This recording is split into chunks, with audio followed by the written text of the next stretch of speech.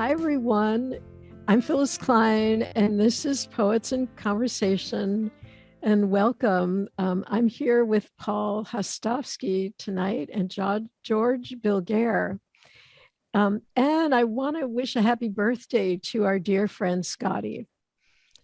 So George and Paul are two poets whose books I've been reading intensely and with intense pleasure. I've actually been staying up late reading their books, not only because they're funny and fun, but because they are so much more than that. Their stories take us into poignancy and pain, struggles with aging and health, and give us the gift of laughter too.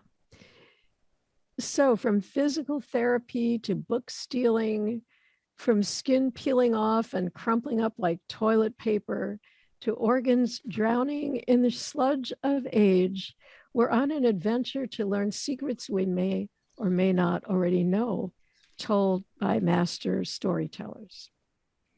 So now is my chance to read a poem, and I usually read a poem of mine to start with, but I'm going to change that up this time because, like I told you, I can't stop reading Paul and George.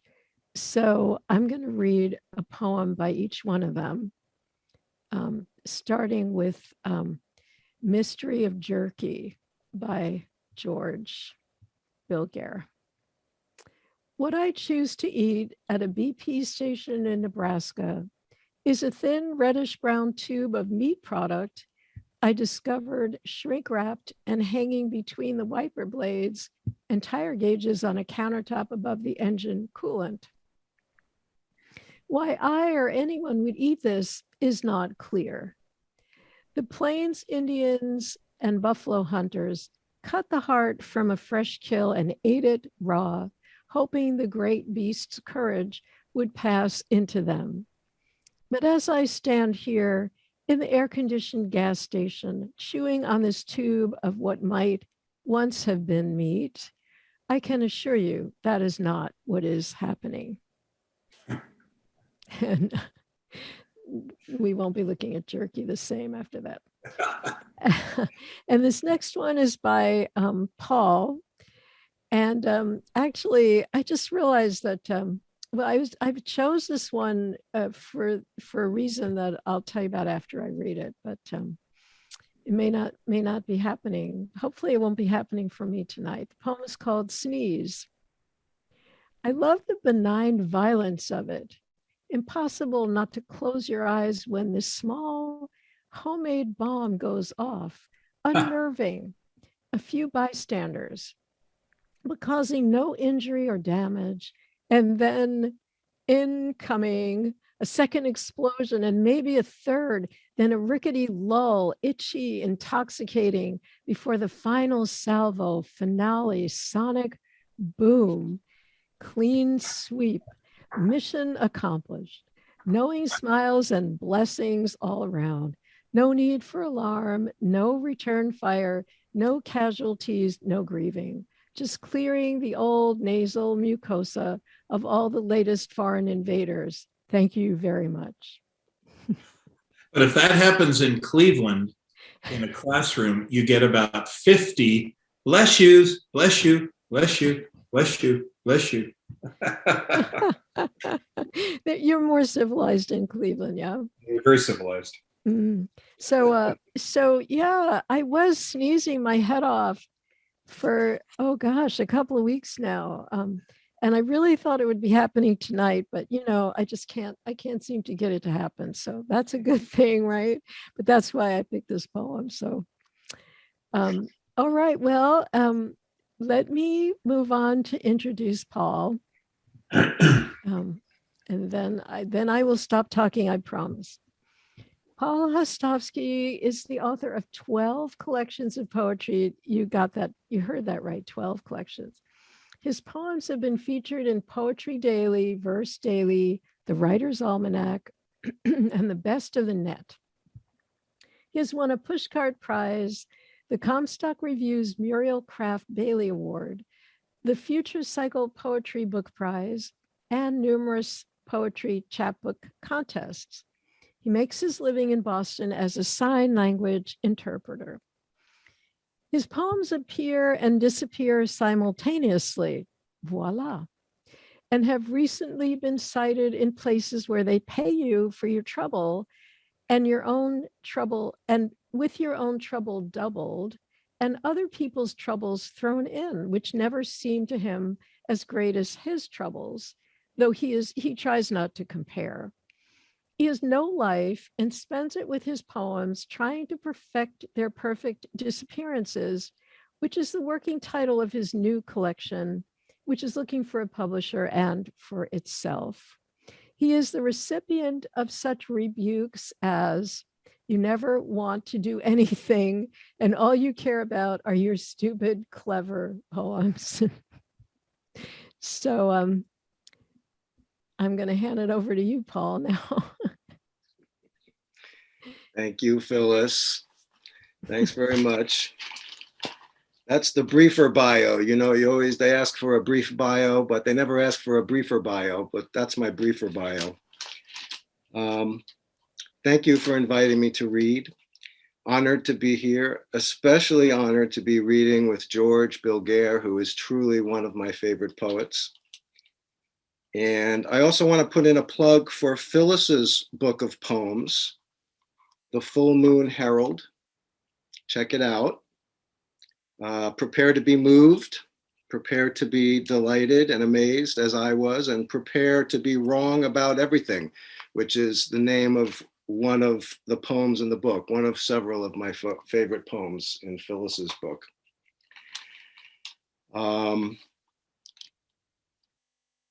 So let's see, let me set my timer here. I've been told that I have between 17 and 20 minutes to read. So I'm gonna jump right in. And this first poem is actually one that Phyllis told me that she liked when she first contacted me about doing this reading and asked me if she could share it with her group. And I said, sure, I'd love if you shared my poetry. And so I thought I'd start off reading this one. It's called Worcester. In Worcester, Massachusetts, outside the Worcester Free Public Library, there's a line of homeless people waiting to freshen up in the library's free public toilets. And the senior librarian isn't happy about it. How many will borrow a book when they're done in the toilets? She asks the junior librarian, who is returning a book of poems by Elizabeth Bishop to the poetry shelf.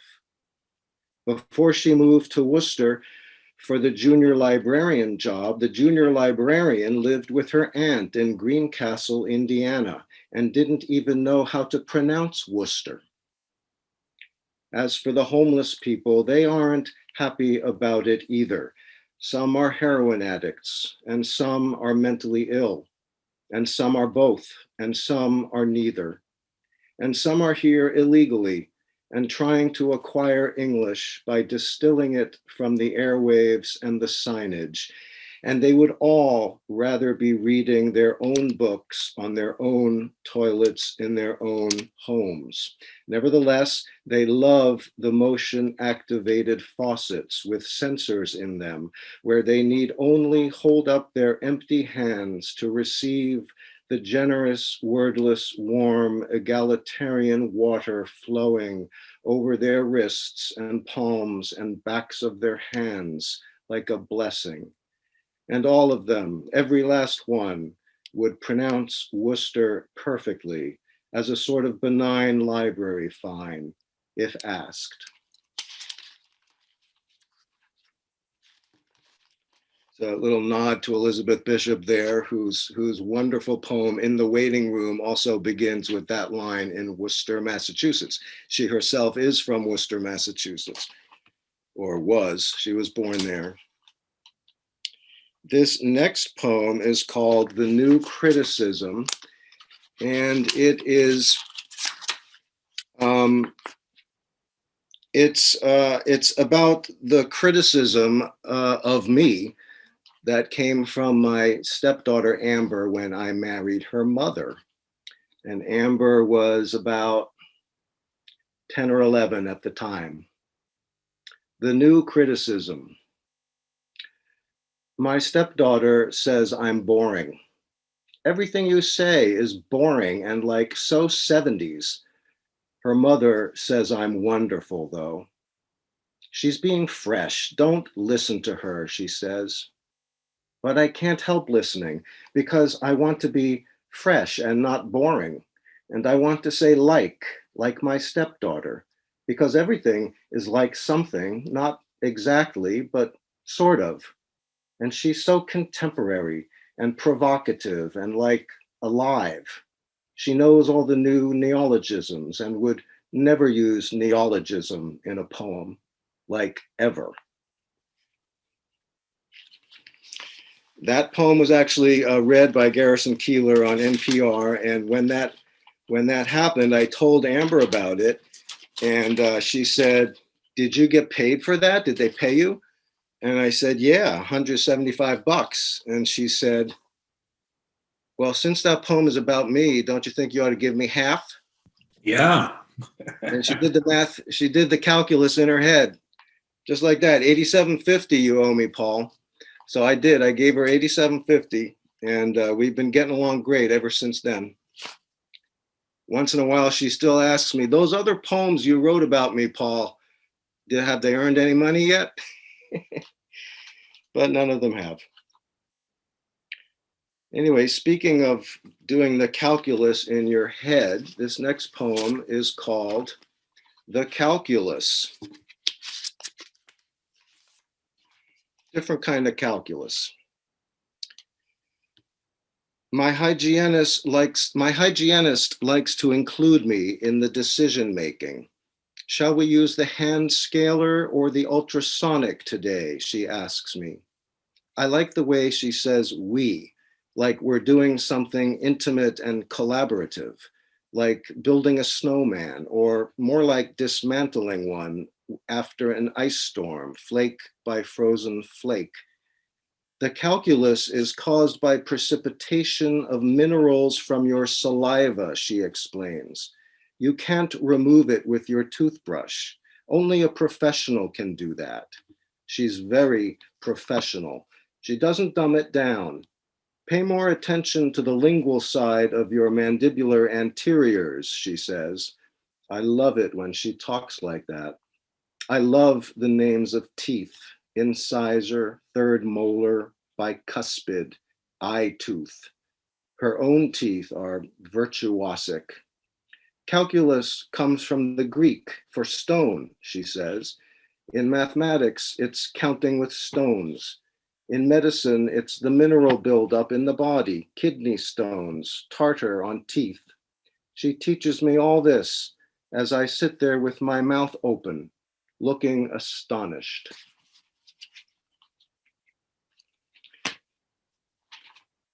I have a number of poems about the dentist. I don't love the dentist, but it seems I love writing about the dentist, so go figure. Okay, this next poem is called Visine, and it needs no introduction. Visine. My left eye is killing me, I say to my wife. It could be allergies, she says. It could be my retina getting ready to detach, I say, or glaucoma, or syphilis, or cancer. Why do you always have to jump to your death, she says. I don't answer right away. At the CVS, a whole aisle of eye drops. Drops for dry eyes, drops for watery eyes, drops for red and itchy eyes. My eyes light on Visine, and suddenly I'm 16 again and smoking pot every day and trying to hide it from my mother, cutting classes left and right and writing my stupid, clever poems about sex and trees and death. There's a poem in here just itching to get out, I think, as I tilt my head back and squeeze, two fat drops stinging as they go to work. And how long before Johnson and Johnson figured out the reason for the precipitous jump in sales? And how long before I fell so far behind in high school, I ended up dropping out? The truth is, I've been jumping to my death all my life. Because it's good practice, I say to my wife. And what about your eye? Is it still killing you? She says. No, I say, but now my feet hurt, and also my right knee. That could be from all the jumping, she says.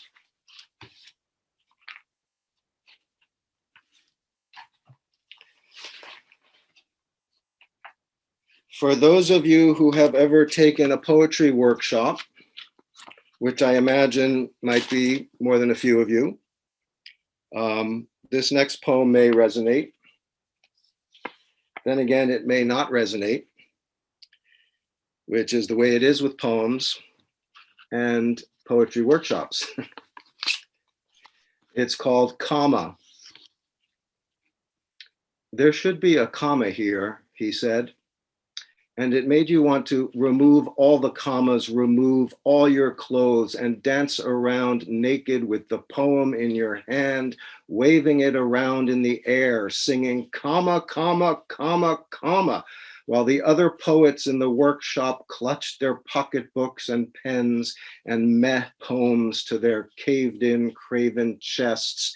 Your leaping poem, bungee jumping, boing, boing off the walls and ceiling, cutting the air with the cutting edge of its lines, like sickles, like scythes, like live catenary wires, whipping the dead air of that bleak classroom, kicking fusty, seemly, sedentary poet butt. And you swinging from the killer last line, leaping, singing, windmilling right out the door. But instead you said, yes, thank you, there should be, and dryly inserted the comma with your yellow-bellied number 2 pencil, sat back and sighed with your slack mouth open for more feedback.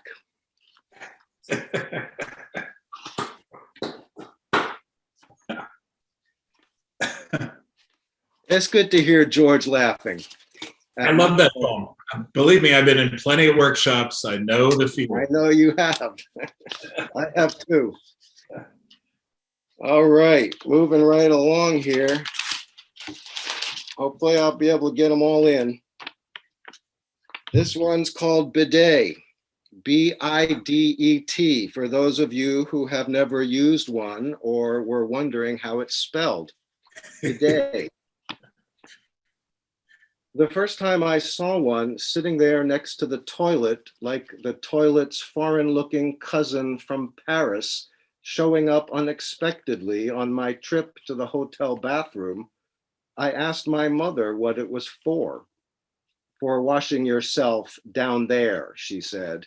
And because I was only 8 or 9 and didn't know anything about such things, Europeans or their down theirs, it turned into one of those things that all my life I have thought was for other people, but not for me, like bungee jumping, like orgies, like visiting the Queen.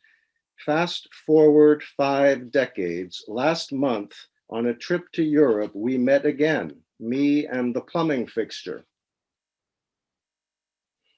I stood there in the hotel bathroom considering it for a long time. You are nearly 60, I said to myself, live a little. And this is the part I want to tell you about, the part my mother didn't have the words for, the part that will make it or break it for the poem about the bidet. Seated on the toilet, I transferred my buttocks, anus, perineum, and genitals in one smooth pas de bourrée onto the bidet, reached back for the soap dispenser and the vertical jet, and lived a little and loved it. I felt cleaner, fresher, sprier. I felt like bungee jumping, or felt like bungee jumping. I didn't realize I have all these bungee jumping lines in my poems. I guess if it's a good line, you want to milk it, right? So what did I feel like? Back to the poem. I felt like bungee jumping or making love to all of housekeeping. I mean, really, I mean, royally. I am even thinking of installing one at home as a souvenir. That's just too good. Okay, moving right along, this next poem is one that that George told me he liked. And I think he said he even taught it in one of his classes. So I thought I'd read it. And the thing is, after I wrote this poem, I liked it. Then I sent it out to a few dozen magazines. Nobody accepted it. So I read it again. I thought, well, maybe I don't like it. So I ended up putting it in a book anyway. Then George tells me he really likes it and he taught it in his class. Then I read it again. I was like, actually, I do like it. We poets, we're so suggestible, aren't we? We get rejections. We look at the poem again. It's like, yeah, this isn't very good. What was I thinking? But then if they tell us they like it or they love it, we read it again and we say, that's pretty damn good. I'm going to send that one to the New Yorker, right? All right. This one's called Gauguin's Grandson. Gauguin's grandson was named Paul Gauguin, too. He was an artist, too. He lived in Denmark in his grandfather's shadow all his life, and he chafed against that shadow, like living under a rock as big as the biggest island in French Polynesia. He painted only insects that live under rocks, beetles, ants, centipedes, pill bugs. In a later period, he painted only his wife, Marta, in only her long black hair and horn-rimmed glasses. Toward the end of his life, he made hundreds of collages of orthopterous insects, katydids, mantids, cicadas, crickets, and grasshoppers with long hind legs for jumping, or you could say flying, and for making a rasping, chafing sound, or you could say song. And that's great. We have, my father was friends with Gauguin, the grandson, not the grandfather. And so we consequently have all these Gauguins hanging in the house. And this is, I'll do a little show and tell. This is one of those collages of the orthopterous insect, I guess. And I sort of chafe that all these Gauguins in my house are the grandsons and not the grandfathers, because then if they were the grandfathers, I wouldn't be a penurious poet. I would be a very wealthy poet. But how am I doing for time here? I'm just about out of time. Okay, maybe I'll read two more.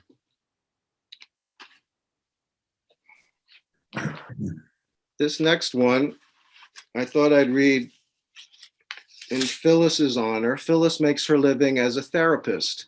And I think this is the only poem I have in which a therapist figures, however briefly. It's called Good Cry.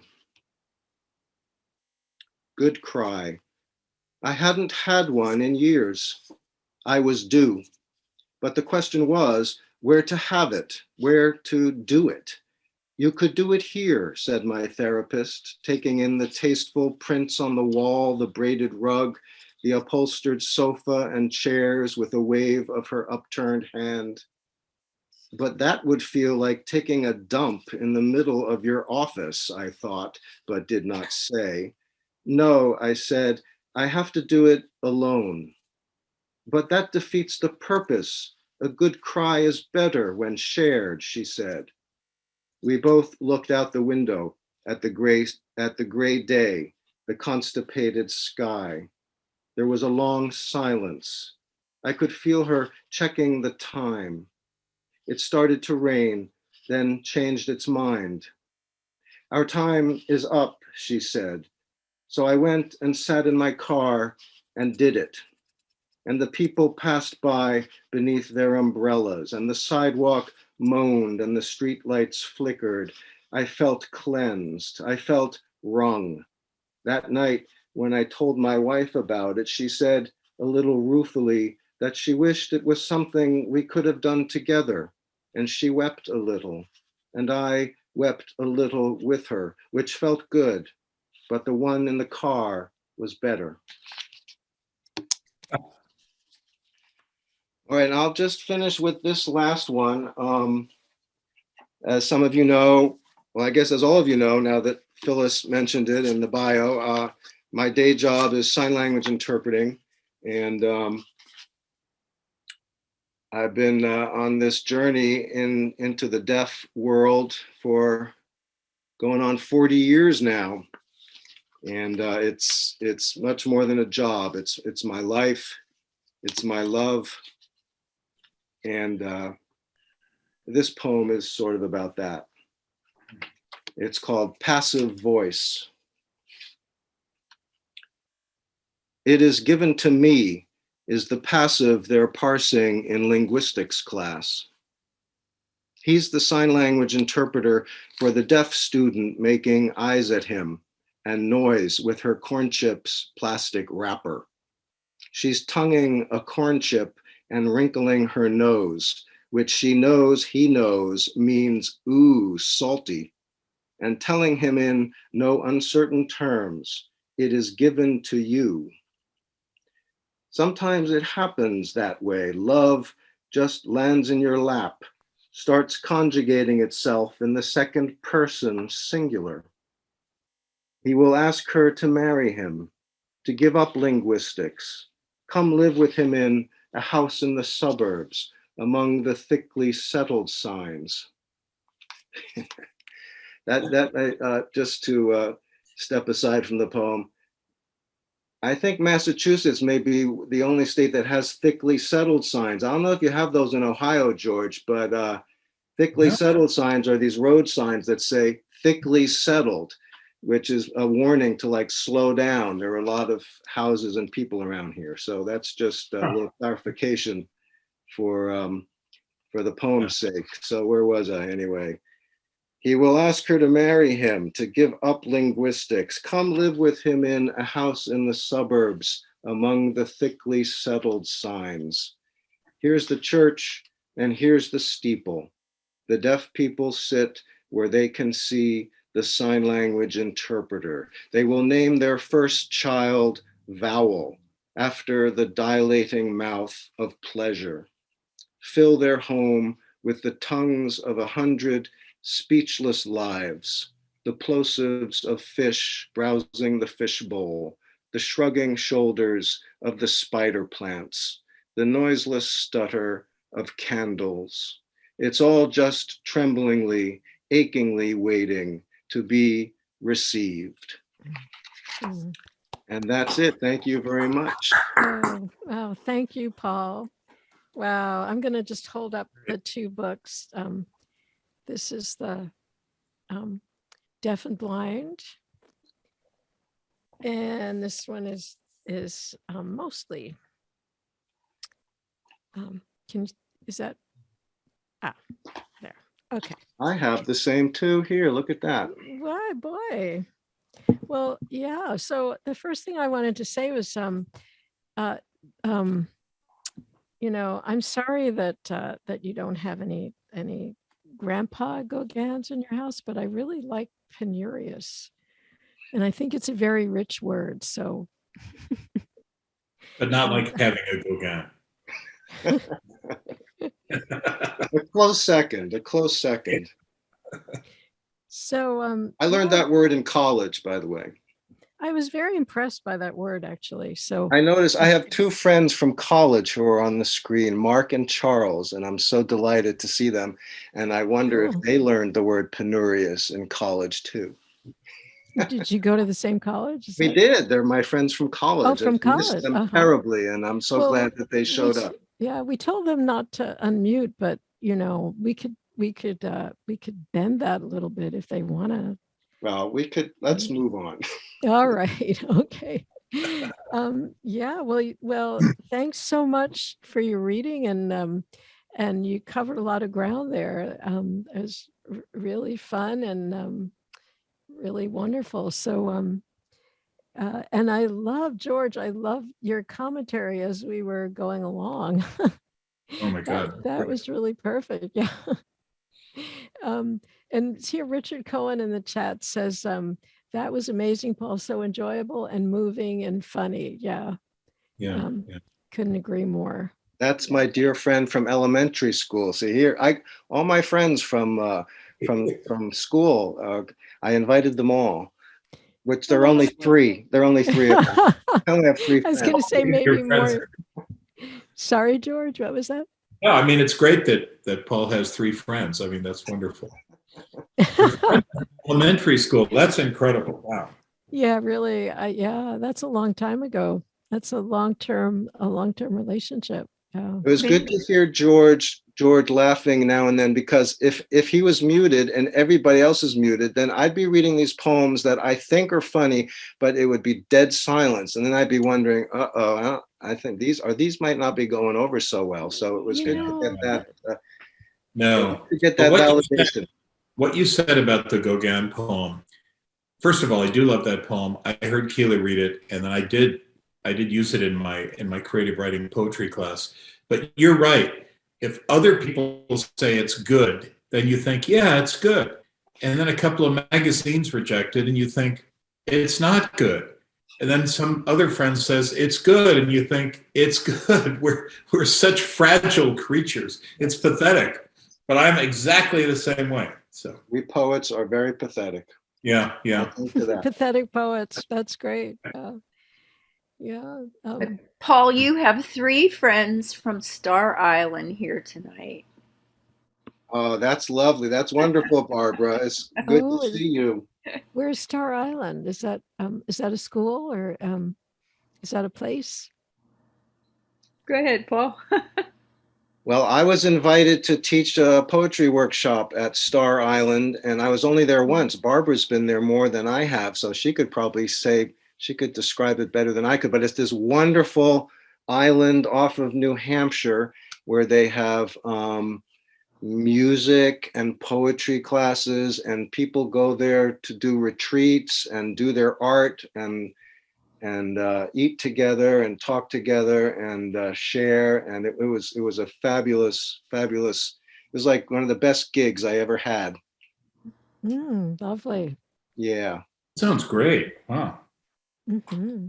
And we got at least 3 poems from Paul about names and childhood. And I can't remember what the other issue was, but in the writing workshop, right? Yeah. So I see there's a question here in the chat. And I think what I'm going to do, it seems like a really good question for us to wait and ask both Paul and George afterwards.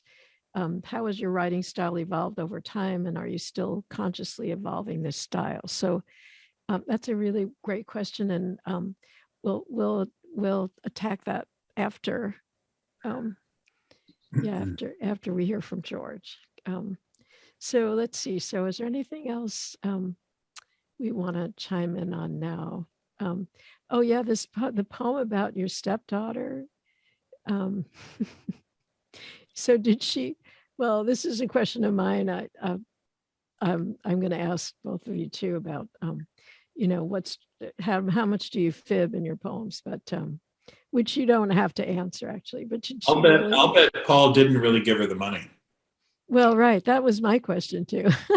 Well, that's not in the poem. That was the chatter about the poem, and I definitely gave her the money. I gave her the money, and that was a good move on my end, because now she likes me a lot better. She still doesn't like poetry, but she likes money. So, but she really did say that to me. She said, "You're boring." She said it more than once, and she did. And I thought this was so funny because she was only like, I don't know, maybe like 10 or 11. She said, "You're so 70s." And I'm thinking, I got such a kick out of that, because how would she know what the 70s were? I think she heard it on TV. She comes up with these things that she hears on TV, and it's like, Or That's cool. it could be that she thought you were in your 70s, right? Oh, there's that too. Yeah. Yeah. Yeah. But Well, there's really a lot we could say about the craft of your poetry too. I mean, there's a lot going on there. So it's funny and we love it. And someone in the chat, let's see, Richard Cohen said we were laughing out loud often. And so it's always kind of a dilemma to decide whether to leave the mics unmuted, Yeah. when people are reading. But I certainly was laughing out loud, and I saw a lot of other people were too. Can I say something? That poem about the bidet, that Oh, moment yeah. when you say, the bidet and I confronted each other later in life, that moment when you're standing there looking at it, thinking, should I live a little? I mean, that's just a priceless moment. I have had that same moment, but I didn't do it. So you have lived more deeply than I, but it's not too late. you got to do it, George. You got to do it. See, and okay, I hate when poets say, and this poem is true, but I'm afraid I have to say it. I mean, it is true. I had never used the bidet, but I decided to use it, and that look what I got. I got a poem out of it. Yeah. And did you ever get one? Actually, that was my question. Yeah. No, I didn't get Yeah, I one. didn't think you did, but Well, I didn't say I did. I said I No, am you said you even were thinking thinking about of getting right, one, which I right. did. I was thinking of it, but my wife Yeah. nixed the idea. Well, okay. Well, so before we get to George, Have you ever done bungee jump? No, but I've made love to all of housekeeping. So can we do a little bit of talking about the craft? Let's pick one of your poems that you read and talk a little bit about the crafting in there, because we're fooling around, which we should be, but there's a lot of craft in these too. So so do you want to say anything about that, Paul? Like No, not or really. I George? want to hear George. Well, come on. Let's give George. I'll put you on the spot. What is there anything you want to say about the crafting of Paul's poems? Yeah, I will, because it's you. pretty obvious that Paul and I, as writers, have a lot in common. Yeah. And I think I'm just speaking for Paul here. I suspect what he wants to do, which is what I want to do, is managing that really difficult trick of writing a poem that somehow can be funny and serious at the same time. Right. And when you're able to do that, a poem that is only funny isn't necessarily that funny. And a poem that is only serious can wear out its welcome. But the two working together enhance each other. And Paul is just a master of doing that. And I think one of the ways that he succeeds is through knowing when to stop, knowing when to shut up. His poems are never very long. Mm-hmm. And I think one of the mistakes that lots of poets make is going on too long, adding that last stanza, adding that last 10 lines. Right. And Paul just knows exactly when to stop, and it all comes to a beautiful conclusion. And he's just so good at it. Yeah, that's great. And you know what? I was just, as you said that, I was thinking, and when to start too, because he just really jumps right in. And really and no wasted space at the beginning either. He has that same interest in the kind of peculiarities of American culture and American marketing, consumer culture that I have. Writing a poem about Visine, that's just right up my alley. Walking through the CVS, looking for the Visine. The strange poetry of American consumer vocabulary. We invent these weird terms. Like the other day, I bought some Theraflu. And I bought the Theraflu at the CVS. And I have asked many people, nobody knows what CVS means. There's no one in the whole world who knows what those three letters mean. I'm going to the value CVS stores. Oh my God, you just ruined the whole thing. Stores. But are you sure that's true? Customer value, sure. Just making it up. But I think that's what it is. But I wanted to say that William Stafford said or wrote somewhere that a poem is a serious joke. Oh, that's good. I'm going Speaking to write that of, down. as far as this structurally, you know, The structure is similar, right? structure is similar, but, and, you know, I love Stafford, but I would just add that, you know, a poem a poem is a serious joke, but it can also have a little humor in it, you know. Matter of fact, I like a little humor in my poetry, in the poetry that I read. And, you know, I think of myself as a serious poet. I take myself seriously. I take my writing very seriously. I take the poetry seriously, but I like a little humor. I don't try for humor. I'm not looking to be funny. Oh, It's right. just, I'm sure George can relate to this. It's just the way I think. It's what pleases me. Something Yeah, strikes me as it's funny and I go there. natural. Yeah, And yeah. I like Billy Collins. I love him. I love his work. And he talks very eloquently about that, about being a serious poet who also, you know, can write humorous poetry. Yeah, so yeah, really great. So just before we now George is going to read. Yeah, I'm gonna introduce him. Now we did try to get George to do the short bio, a la Paul, but he refused. He declined. So his bio is a little more serious, but it's very interesting. So here we go. George Bilgere has published 8 collections of poetry, including his new book, Central Air. I'm gonna hold it up. Lovely, lovely cover and lovely inside too. In 2022, Imperial 2014, the White Museum 2010, which was awarded the Autumn House Poetry Prize, Haywire in 2006, which is on the May Swenson Poetry Award. It won the May Swenson Poetry Award, and The Good Kiss, which was selected by Billy Collins to win the University of Akron Poetry Award. He has won numerous other awards. Oh my goodness, the Midland Award, Authors Award, Pushcart Prize. Wow, Bilger has received grants from the Whitard Benner Foundation, the National Endowment for the Arts, the Fulbright Commission, and the Ohio Arts Council. His poetry, while residing firmly in the everyday world of janitors, college students, or siblings, is noted for its controlled poignancy and limpid free verse line. Billy Collins has described him as a welcome breath of fresh American air. His poems have appeared in numerous anthologies and journals, including Poetry, Plowshares, the Camden Review, Fulcrum, and the Best American Poetry series, kind of a who's who of poetry.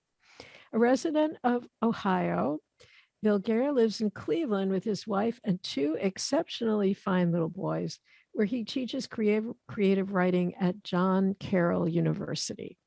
So, yeah. So George, please, please do read, and Paul, yeah, if you want to stay unmuted and do the same thing, I loved it. So you don't have to. Don't feel any pressure. Okay. Thanks, Phyllis. No, I'm sorry that I sent that gigantic biography. I really would have preferred to follow Paul's model with the brief biography.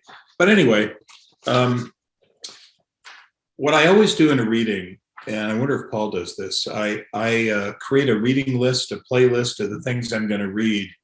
And then as I'm sitting there waiting to read, I completely change it around in my mind. And so I have some different ideas now about what I'd like to do, but I'd like to start out with, there aren't many jokes about poetry readings, but I know a couple of jokes about poetry readings. And I'd like to start with one. May I? Those of you who are poets can use this to introduce yourself at a poetry reading. And so here's the joke.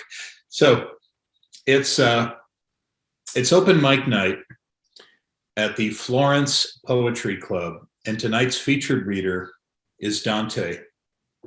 And Dante goes up to the mic, unscrews his bottle of water, takes a slug of water, leans over to the mic and says, "I'm just going to read 3 poems tonight. Thank you very much. That's pretty funny, actually, I think. So I'm going to read a timely poem. Next Sunday is Mother's Day, and I'm like the world's oldest, fairly new dad, and I'm going to take my wife out for a nice dinner. And so I thought I would read a poem dedicated to my wife, Jody, and this is about being a mom. And those of you those men in the audience who have had the experience of being in the birthing room when your wife gave birth, I suspect would agree with me that that's probably possibly the most extraordinary moment in your whole life, when you see this child that you and your wife have conceived come into the world in front of you. It's an astounding thing. There's nothing comparable to you. That's not necessarily true of everyone else in that room. And that's what this poem is about. And this is for my wife, Jody. The poem is called Push. I'm trying to look as if I'm suffering. I have this anguished expression on my face, but it's wasted since I'm wearing a surgical mask. And anyway, the focus here is really on my wife, and the doctor is right there between her legs, and he's shouting, "Push!" And my wife is doing this astounding thing. She's pushing yet another human being into the world, a world that so far seems to be pushing back. And the baby's heartbeat is down to 90. So the doc says, I think maybe one more try, then we do the cesarean. So things in the room really are a bit tense. It's definitely a moment that demands a lot of attention, and my wife is gathering whatever shreds of strength remain in the shaking, exhausted sleeve of flesh her body has become, the blood and sweat and fluids everywhere, and this is it. When I hear the attending nurse standing just behind me saying to this guy in scrubs standing next to her, I think he's the anesthesiologist's assistant, well, just because Karen says she has a boyfriend doesn't necessarily mean she won't go out with you. And the guy says, his voice rising because my wife really is screaming quite loudly at this point, yeah, okay, I guess I should give it a try. I mean, what's the worst that can happen other than getting shot down and looking like a total fool? And the nurse says, as the doctor is shouting, push! Yeah, but hasn't it been like a long dry spell for you? Aren't you getting just a little bit desperate here? And the guy laughs, and my wife screams again, and the doctor says, yes! And into the world comes the bloody head, followed by the naked, lovely, bloody little boy, insanely ill-prepared for any of this. And I guess the guy actually is going to ask Karen out. And I say, go for it. Happy Mother's Day, Jody. Yeah, the miracle of birth, but perhaps not that miraculous to everybody. And here's another poem that I just thought, something about Paul's reading made me want to do this poem. So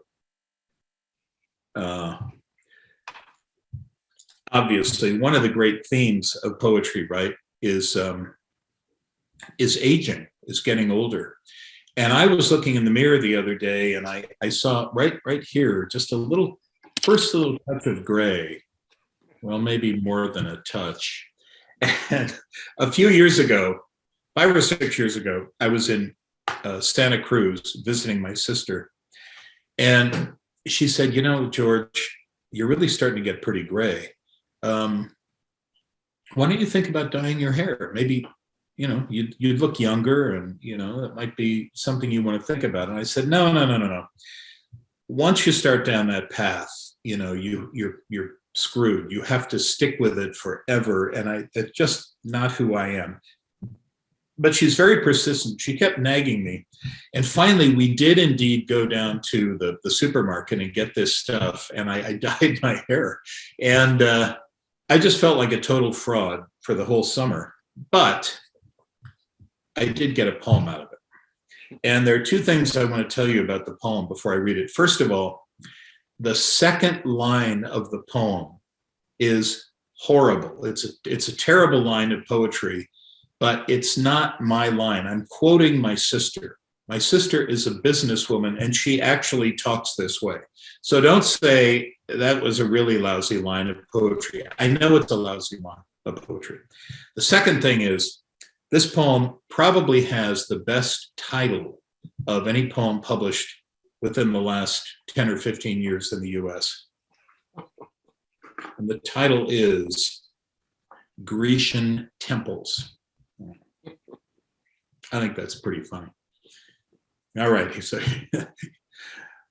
because I'm getting pretty gray at the temples, which negatively impacts my earning potential and does not necessarily attract vibrant young women with their perfumed bosoms to dally with me on the green hillside, I go out and buy some Grecian hair formula.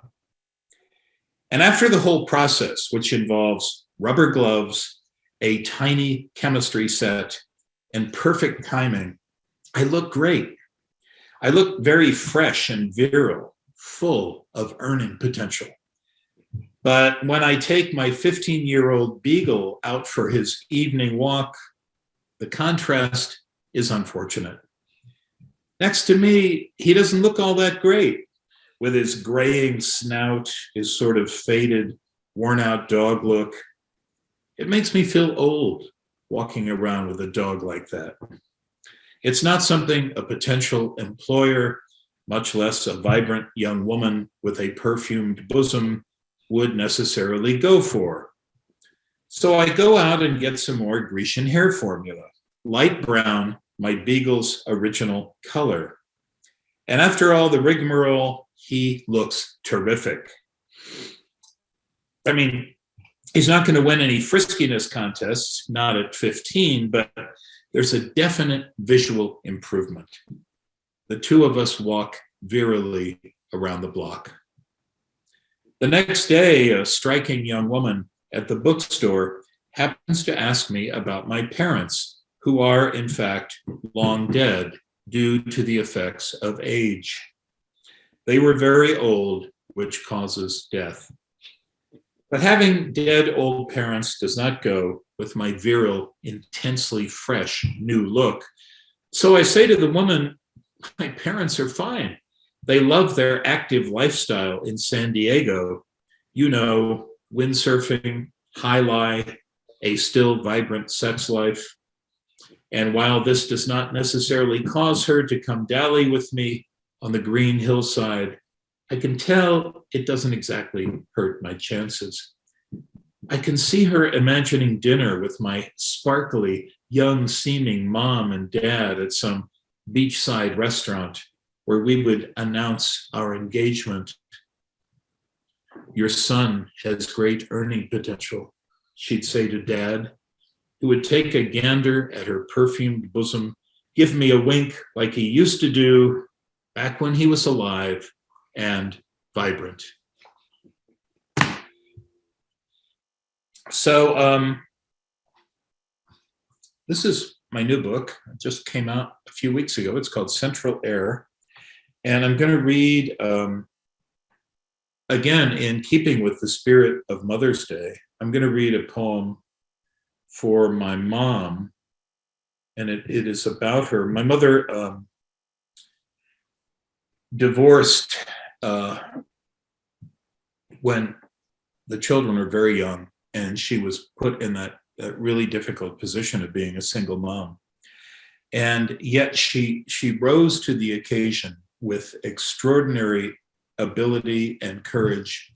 And and raised us all and never complained about it, and went through some incredible hardships. But my mom was a nurse, but she was also a great reader, and her escape at the end of the long day would be to sit down with these great big classic novels. She loved the Victorian novels, Jane Austen, Charles Dickens. And so this poem is from my mom, Ruth Bilger, and it's called Anna Karenina. My mother was long dead before I was old enough to ask her who she was. But I'm reading Anna Karenina, which I recall her burning through late nights after a double shift, after the insertion of suppositories and the emptying of bedpans, after she fried us up some pork chops and opened a can of applesauce and a can of hominy and a can of fruit cocktail. She'd sit down with her cigarettes and red wine and read these big novels that took her away from worrying all day about money and into whatever Emma Bovary or Eleanor Dashwood was dealing with. She disappeared into French winters. She walked down London streets or sat quietly with Anna in her parlor. I look around in the novel for her cigarettes tonight, her glass of wine, anything she might have left behind. Mm.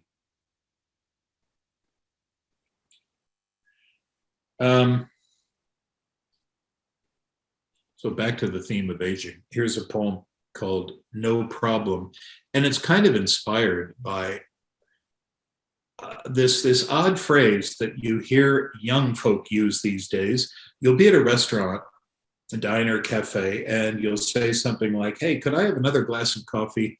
And the young waitress or waiter says, "No problem," as if it ordinarily would be a problem. But that's kind of weird since that's your job. So I've always been struck by the oddness of that phrase, and that was kind of the kicking off point for this poem. That and aging. No problem. I sit here aging at the street side cafe, giving off the sickly yellow smoke of decay, while people walk by pretending not to notice, glancing away into the distance or down at their phones, doing their best out of politeness or shock to ignore me sitting here aging. And I don't blame them. It's hard to watch. But now the waitress in her burning beauty, her lustrous incandescent womanhood, walks up to me in a radiant cloud of youth and asks if I want another iced latte macchiato. But I'm aging so fast, I'm racing so quickly through time, I can barely hear her. And furthermore, I know what she really wants to say is, "Your aging is kind of gross, kind of a turnoff. Maybe you could go do it somewhere else where it doesn't frighten the customers. And besides, it's not like there's anything I can do about it." And as I sit here with my skin peeling off and crumpling up like toilet paper, and my hair falling out on the table, and my teeth rotting, and my bones turning to glass, and all my organs drowning in the sludge of age, I croak to her as she floats in the cool, creamy oasis of her youthful lustrousness. I do manage to croak, "Yeah, another iced latte macchiato would be great." And from the far side of the universe, from the beautiful, bountiful, burning galaxy of her late teens, she says to the fast decaying, maybe starting to smell bad, just about to be covered with flies, old leathery carcass, "I'm becoming no problem." Except that there is actually a problem. Um, so can I ask this gathering tonight, let me just find this, how many people here have won a MacArthur Genius Grant? Could you show of hands? Looks like I'm the only, well, okay. So it's a lonely feeling. No, I'm just kidding. I have not won a MacArthur Genius Grant. But you know what it is, right? You know what this is? It's like the Grand Prix of all poetry prizes. I'm sure Paul lies up at night dreaming of getting a MacArthur Genius Grant. Here's the thing about it. There are two things that are cool. One, you get $500,000, but I don't need the money. I teach. That was a moment of humor. And the other, but even better than the $500,000 is that now you are an official genius. And I think about what my wife would do with this, right? Things like, hey, weren't you supposed to clean the kitty litter box today? Genius. Wasn't it your turn to take the trash out? Genius. She would have a field day with it. I've never won one of these things, but I did, in a certain way, kind of come close, at least so I thought. Here's a poem called Genius. It was nice being a genius worth $500,000 for the 2 or 3 minutes it took me to walk back to my house from the mailbox. The letter from the foundation trembling in my hand. Frankly, for the first minute, I was somewhat surprised at being a genius. I'd only published a couple of things at that point. I didn't even have a book. I was just a part-time lecturer at a small Midwestern college. But early into the second minute, I had fully embraced the fact of my genius. I mean, these guys know what they're doing, right? And who am I to tell the foundation its business?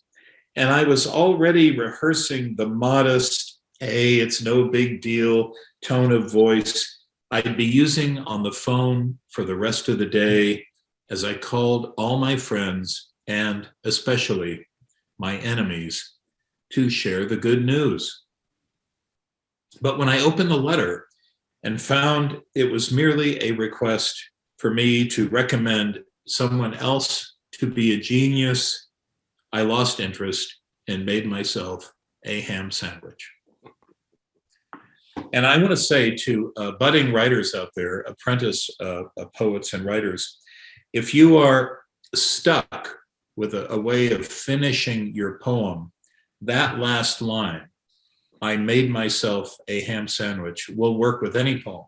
It works beautifully with any poem. So feel free to use it. You don't have to acknowledge any indebtedness to me. I'm going to read 2 more poems.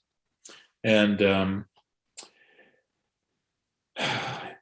I guess this is a poem for, since I've dedicated some poems to my mom and my wife, this is a poem for my son, Michael. And the poem is called Weather. My father would lift me to the ceiling in his big hands and ask, how's the weather up there? And it was good, the weather of being in his hands, his breath of scotch and cigarettes, his face smiling from the world below. Oh, Daddy, was the lullaby I sang back down to him as he stood on earth, my great white-shirted father, home from work, his gold wristwatch and wedding band gleaming as he held me above him for as long as he could before his strength failed down there in the world. I find myself standing in tonight, my little boy, looking down from his flight below the ceiling, cradled in my hands, his eyes wide and already staring into the distance beyond the man, asking him again and again, how's the weather up there? Lovely. And a final poem tonight, and it is called The Scar. And the setting of this poem is our local public swimming pool, which you have to have. If you got kids, you got to have a local public swimming pool to survive the summer. And we spend pretty much the whole summer there. So this is for my son, Alex. The poem is called The Scar. Oh, and there's one kind of fancy word I use. I describe his skull as Phidian, Phidian. Phidias was a Greek sculptor noted for the beauty and delicacy of his renderings of the human head. The Scar. My son slipped on the ladder to the pool and smacked his head, blood pouring down his small shoulders, the doctor stitching him whole. 3 years on, after a haircut, the scar still rises. The quarter moon a woman will ask about as they lie there one night. Her fingers in his hair, her voice in his ear, the secret delight of him, a bit like burnt toast in her nostrils as she takes his strangeness into her. What she won't know is how the frail Phidian skull I held that day in my hands resounded on the hot concrete. It echoed all summer, less like an egg cracking in a bowl or a world breaking than the wild beating of love against my heart. Dear girl who will one day win him, that part of the boy is mine. Thank you very much. Oh, thank you, George. Really fabulous. Wow. Thank you both. Yeah. So let's continue the conversation that we've already started. There's a lot of comments for in the chat. I see Muriel has written a lot of comments. I don't mean to put you on the spot, Muriel. Did you want to say anything directly, or shall I just read some of your comments? I'll do that. Okay. So she really she likes that Anna Karenina terrific opening line. She loves the line, "My bones turning to glass." From the far side of the universe, no problem. The genius grant. Oh, go ahead, George. No, I was just enjoying her comments. Lapping up praise is what Paul and I do best. Awesome. Yeah, go for it. Yeah.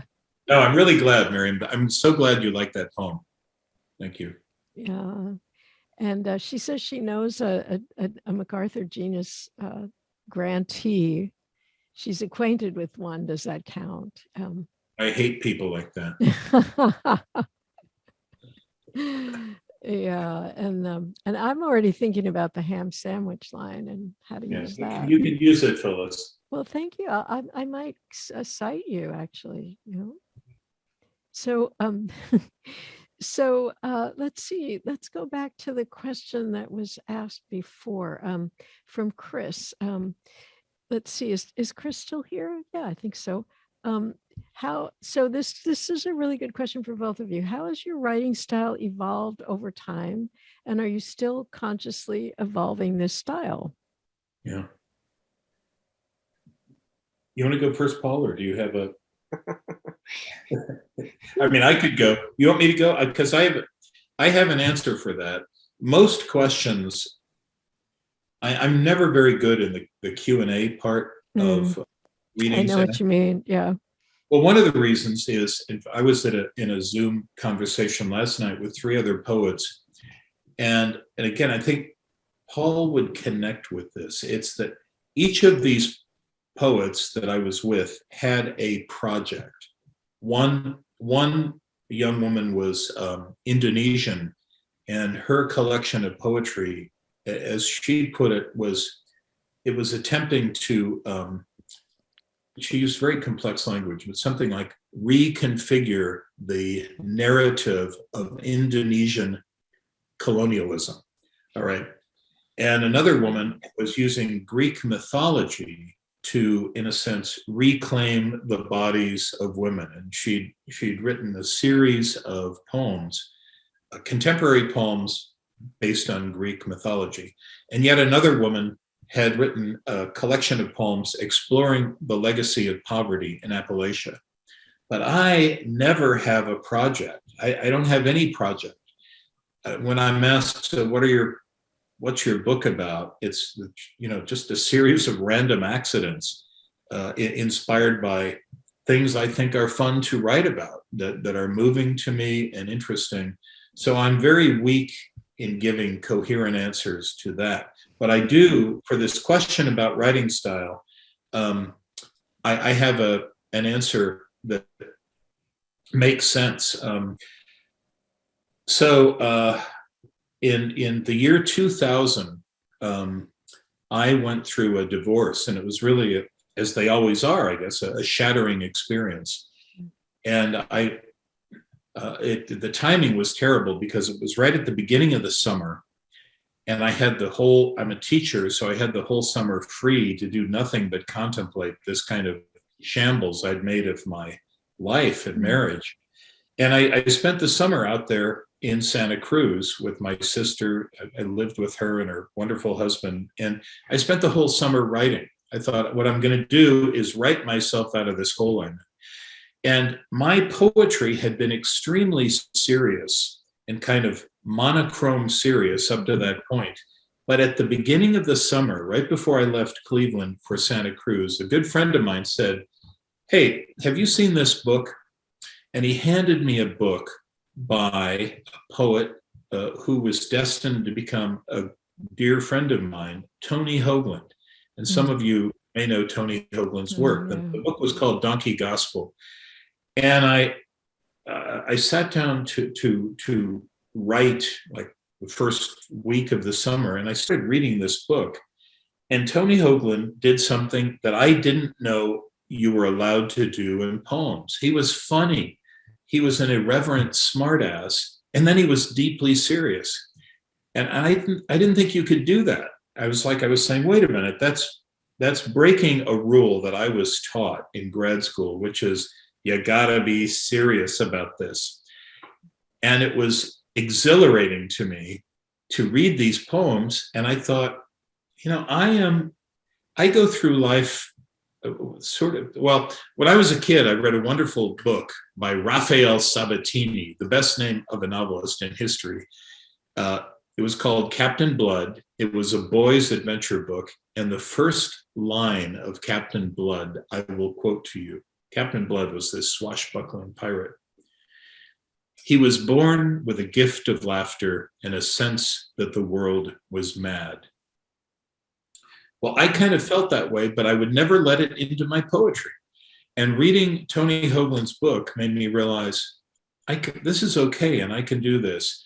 So I started doing that, and it changed everything in my writing. And that idea of finding a balance between the humorous and the seriousness is something I still work with, still struggle with. And I hope my voice is still evolving, but that was the moment that really shifted and changed everything for me. And I was 50 years old. So wow. That was my big change. Thank you for that. Yeah, I very much identify with what you just shared, George, about, not only about the divorce, but also about Tony Hoagland. And I remember the first time I was actually at a poetry workshop. I was taking a poetry workshop, and the person teaching the workshop said, this is a new book by this poet named Tony Hoagland. I'd never heard of him. And it was that book, Donkey Gospel. And she said, here's a poem I want to share with all of you. And Paul, would you read this one? I think you'd be a good person to read this one. The poem is called Dickhead. Okay. I made a word, my friend. Yes, I made a word, my friend. Dumb, democratic, the kind of word you can, great poem. I'd never read any of his work. I'd never seen that poem before. She handed me the book and asked me to read it. And as I read it aloud, I fell in love with it. And I got that book as soon as I could, read all the other poems in it. And I've read all of his poems. I love his work. I had the pleasure of meeting him when I turned 50. Oh. As in fact, my cousin, I think, is still on the screen here. My cousin, who's 2 years older than me, when he turned 50, his partner asked him what he wanted to do for his 50th. And he said, I don't know, let me think about it. And then he thought about it for a while. And he said, what I'd really like to do is I'd like to meet Wendell Berry, because he loved Wendell Berry. Not so much the poems as the prose on sustainable agriculture and stuff. And he really admired Wendell Berry. Anyway, long story short, they made it happen. He contacted Wendell Berry. He went down to, Kentucky, and had lunch on the porch. And I thought, what a great idea. And then I turned 50 2 years later. I turned 50 2 years after he did. And I thought, I'm going to do that. And I thought, I want to have lunch with Tony Hoagland. So I reached out to him. I told him the story about my cousin and Wendell Berry. And would you do me the honor of letting me take you out for lunch for my 50th birthday? And he replied, and he said he was charmed and he'd love to. So we spent the afternoon down in Provincetown for my 50th birthday. But anyway, same thing. Reading Billy Collins, Mark Halliday, and a whole bunch of other people poets who are great poets, who have a great sense of humor, who do that balance of humor and poignancy and profundity and beautiful language. It's just poems that make me wish I'd written them. And that's what I keep trying to do. And the other thing is, you listen to George talk, and his poems kind of sound like him talking. And I've been told, I think it was Barbara who's on the screen. Barbara said that to me. She said, Paul, your poems kind of sound like you. They sound like you talking. And I've come to trust my own voice. I feel the same way. And the big trick, I teach creative writing workshops. And, it's easy to sound like yourself when you're talking and being you, but it's pretty hard to get it down on the page right. And that takes years to manage. And so when you say, talking, his poems sound like him talking, that's the highest praise. A compliment, yeah. So that's what happened for me. And I discovered that constellation of poets that Paul is mentioning, and people like David Kirby, Barbara Hamby, Denise Duhamel, a whole wonderful group of poems. The last century began pretty gloomily. T.S. Eliot and W.B. Yeats and Ezra Pound. And of course, it was gloomy time, World War I and everything. They were a somber little group. I feel that this century began with a bit of a party. Billy Collins was the U.S. Poet Laureate, Tony Hoagland, and suddenly poetry became kind of fun, dressed down, let's pop open a bottle of champagne. And it just kind of was full of life and color and excitement. And I've been glad to be a part of it.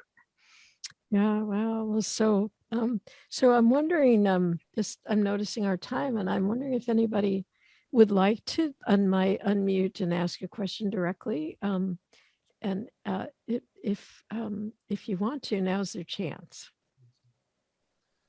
And you could raise your hand too.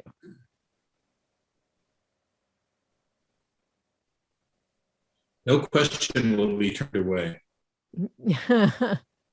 Well, I've got plenty of questions too, but I just thought I'd give people the opportunity. Everybody is still thinking about poems and maybe laughing to themselves. So I haven't had time to think of a question yet. But, well, how about if I ask one, and then if anybody else thinks of something, you can, and then we'll wrap up. Oh yeah, who's talking? Was that a question? No, maybe not. So I was thinking about the way that I take your poems. Of course, there's the humor, which I absolutely adore, but there's also a lot of vulnerability. I know people use the word poignant, but for me, I see a lot of vulnerability, especially, I recommend people getting the books and reading,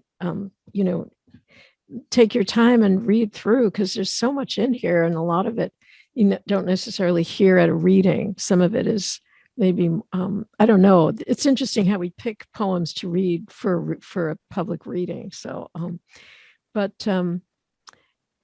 so I was gonna, and that's really for me what I appreciate the most. So I appreciate the humor that's important. I would never want that to change, but it's the vulnerability underneath it that I really love. And I think part of it is that you have to be honest with yourself. First of all, you have to kind of look inside, and that's the beauty of writing, to me anyway. And it seems like to both of you too. It's that self exploration. And I wondered if both of you might want to comment on that, like how it is to expose that vulnerability.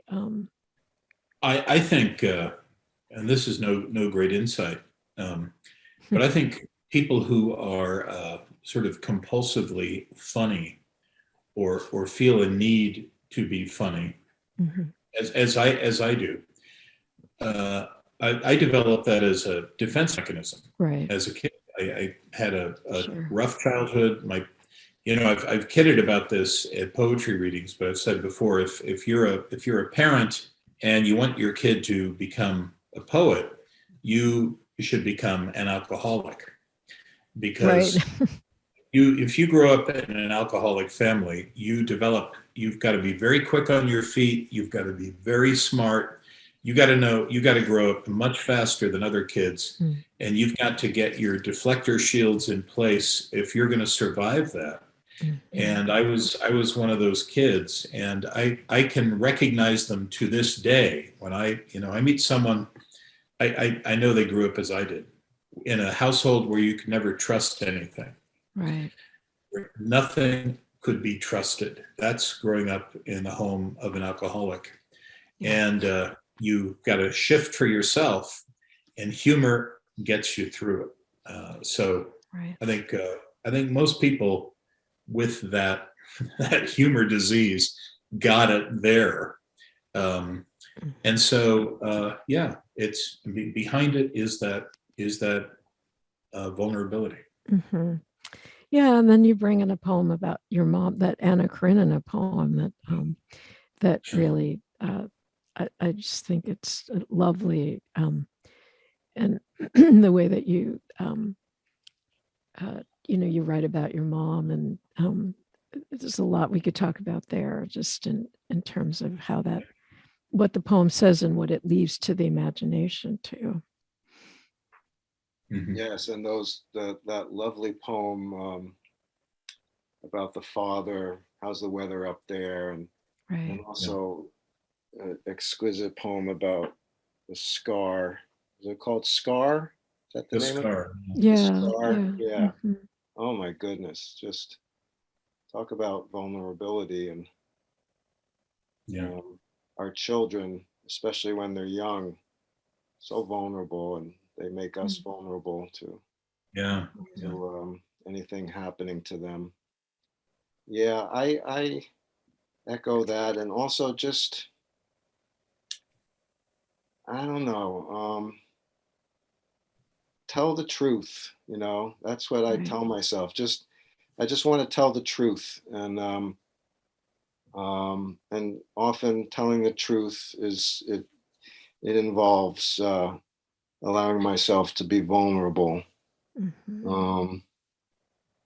Tell the truth, but tell it slant, but still tell the truth, the Mhm. emotional truths. Mhm. Yeah.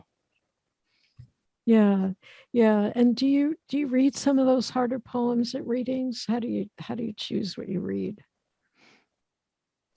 I choose what I read. I try to have a balance. I have some poems that are just totally silly, like the Grecian temples poem, that are just silly and funny. Poems like Genius. Um, I read those because I want to make the audience laugh and have a good time. But you have to have a balance between the serious and the funny. And I like at a reading, at an ordinary reading, I like the idea of keeping the audience off balance. Like, is this a funny poem? Is this a serious poem? What's going on here? I want everyone to be a little bit uncomfortable, a little bit thinking, I thought that was funny, but maybe I shouldn't laugh because it might be serious. I want to ambush the reader. And Cool. above all else, I don't want people to be bored. I don't want people to get out their phone, and start looking at Twitter. So I want things to be moving quickly. I want the tone to be changing. I want to be laughter and then the sudden vulnerability. So yeah, there's an element of showmanship in it, but I have a strong sense of obligation to the audience. You made the effort to trek down to the auditorium tonight, and I want you to have a good time. Mm-hmm. So the problem I have with reading some of the more vulnerable ones or sad ones is that I don't trust myself not to get choked up. My own poems make me cry sometimes, and it's happened at readings where I've chosen to read a certain poem that I don't know. I get halfway through it, and all of a sudden, I'm gonna start crying here in a second. My voice gets all shaky, and it's that's happening. It's embarrassing. It's embarrassing. It is, and people are totally understanding and supportive and everything, but it's very uncomfortable to be, in the middle of reading your poem and then losing your breath and feeling like, you just want to start bawling. So, It is. And it's also unacceptable for you to laugh at your own funny poems. That doesn't look good either. Like that's a really good point. And sometimes I don't imagine this happens to you as much as it happens to me, but I'll think something's funny and nobody else is laughing. So that's the worst, right?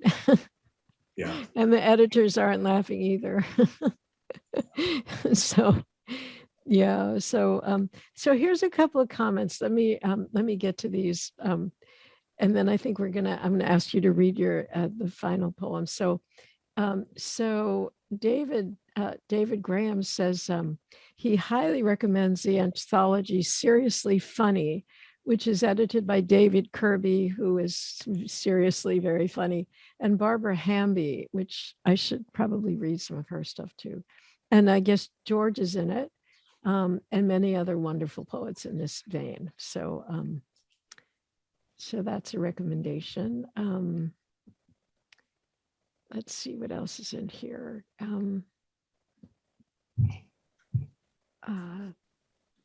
Does the publication of a book seem important to either or both of you? That's from Muriel. I think I know the answer. No more significant than, say, having a child. Just yeah, right. No, it's a huge, vast, enormous thing. For me, it happens. It just seems to happen that it takes about 4 years to write a book for me. And so around every 4 years, a book comes out, and don't know how you feel about this, Paul, but I always have this fear that this is the last one, that they're kind of onto me and no one else is ever going to take a chance on me. And so I'm always thinking, here's my last book, and let's hope it's a good one. So yeah, it's a tremendous thrill when it comes in the mail and you unbox it. You've got your bottle of champagne standing by, and you get the book out, and yeah, it's a huge. Isn't it a thrill, Paul? I mean, it's incredible. Oh, for sure it is, and I've done the same. I do the same thing. I've said to people the last couple of books, I've said this. I think this might be the last one. This might be the last one, and the friends have said, "Really? Why?" And I haven't really known what to say. It just sort of feels like I don't know if I have another one in me, or if, Yeah. or if you know. And I didn't Auden say. Auden said something about you know, and many people have probably said it. The fear after the fear that after that I'm not, that I can't do it anymore. That the next poem, it might, I don't have another poem. It's not gonna, maybe it's like every new poem is a gift. Sure. And, I don't take it for granted that I'm going to be able to keep doing this. But how do you feel about it, Phyllis? You got this wonderful book out now. I mean, you must feel a tremendous thrill. Oh yeah, I mean, I never thought it would actually happen, and it was it was really I don't have kids, but it did feel like a birth process. Especially that editing, the final edit. I said, well, I asked her, well, can we just get a hard copy so we could put our hands on it, the publisher, so we could go through it? And she was like, no. So, and then we had like one day, right? And luckily Len was, as my partner, is really, really good at, he saved my life, because it would have been a million errors in there. But yeah, it's a big deal. And then trying to think about, is there another one? Right. If there's always that, why is that there? Why does there have to be another one? This one is a lot, but then there's the next one. You want the next one. I will say one way to guarantee getting whacked on the head with a frying pan is to say to your wife, putting a new book out is like birthing a child. Right. Yeah, exactly. Pain, the suffering. Oh my God. I mean, opening I use it as a metaphor, right? Yeah. Well, gosh, we could keep on talking for sure. But if you guys have something to close with, that would be just really, really lovely. So I'll read a poem, and Paul can take us out. How about that? That sounds terrific. Yeah. Okay, I'm going to read. Since we're talking about mothering and so forth, I'm going to read another poem from my mom.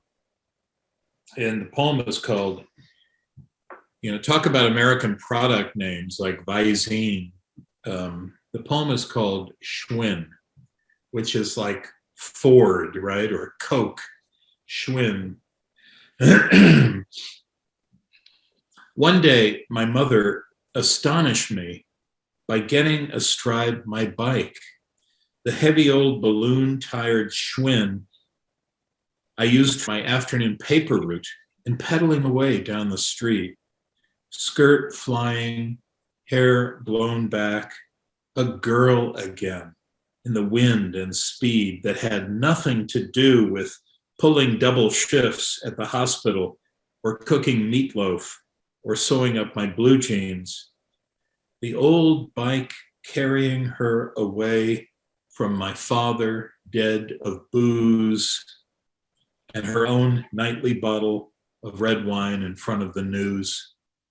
She flew down the road so far I could barely see her, then slowly pedaled back to me and stepped off the bike, my mom again. That's beautiful. Wonderful. It's lovely. Yeah. Thank you so much. Oh. Well,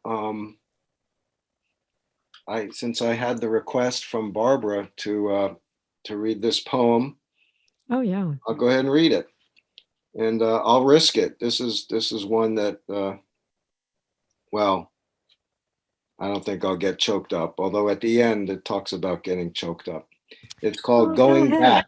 Huh? Go ahead and get choked up if you need to. What's that? Oh, that's just the therapist in you saying that. Yeah, really. Remember, I can't do it in the therapist's office. I have Okay, to well, do it in I'll my get car. choked up. I'll get choked up for you. Okay. How Okay. would that work? Okay. All right. Going back. It's not that I want to be young again. God, no. I wouldn't wish that on my worsted, sweatered old man in sensible shoes self. I mean, we barely made it out alive the first time around. But I'd like to talk to him, that lonely, bored, back row kid I was back then, because I think he would have liked me. I mean, I think he would have liked the way he turned out. And I know he would have liked to ask me a million questions, many of which I know the answers to. I picture us sitting on a bench in Taylor Park, one of his PF flyers jackhammering nervously next to my sensible shoes. He looks away, doesn't speak. I ask him if there's anything he'd like to know. He looks up at me. From this angle, he can see all my ugly nose hairs, thick as grave grass. I no longer even bother to trim them. How old are you? He asks me. I tell him, 62. Do you have any kids? Yes, 2. Where are they now? One is in New York City and one is in Hawaii. Do you miss them? Yes, very much, but I miss you even more, if that's possible. Am I going to beat Mark Peo in the wrestling tournament? Now it's my turn to look away. That's okay, he says. You don't have to say it. I understand. And he puts his little hand on my shoulder. What about Cheryl Lubecki? What about her? Well, you think she likes me? I think your strategy of pretending not to be interested in her isn't working. Okay, thanks for telling me. And he looks away again. A long silence. The trees in the park, which are much older than both of us, seem to chortle in the breeze. Is there anything else you'd like to know? He takes a minute to think, then asks, are you happy? Oh, yes. In fact, and I start to choke up a little. Being here now with you, I am happier than I have ever been in my life. Oh, wow. Oh my God, Paul. Wow, That's just a wonderful poem. wonderful, thank you. That wonderful. poem kills me. Oh man. Boy, oh boy. Well, What a what can I beautiful. say? Thank you both so much. And thank everyone who's Thank you. here, yeah, and who spent this time with us, and for all your questions and comments. And, we will save the chat. So we'll definitely send the chat to both of you. I will. And people are commenting, what a wonderful reading this has been.